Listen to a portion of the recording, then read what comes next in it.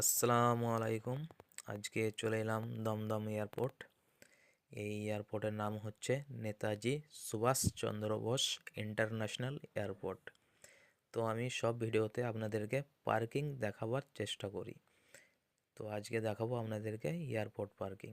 এই দেখুন, এই দিক থেকে সোজা আপনি ডান দিকে নিয়ে নেবেন এবং ডান দিকে নিয়েই দেখতে পাবেন পার্কিং সাইনবোর্ডে লেখা আছে এখানে।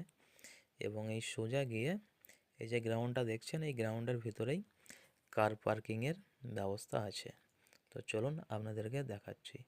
এই দেখুন, আমি আমার কারটাকে পার্কিং করে দিয়েছি এবং পাশে অনেকগুলো গাড়িও পার্কিং করা আছে।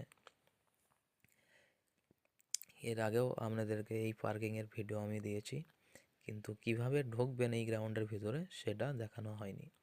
সেই কারণে আজকে আপনাদের জন্য একটা নতুন ভিডিও নিয়ে এলাম। দেখতেই পাচ্ছেন সব গাড়ি এখানে পার্কিং করা আছে এবং এর নিচেও এই দেখুন পার্কিংয়ের জায়গা আছে, বাইক, ফোর হুইলার সব কিছুই রাখতে পারবেন এখানে।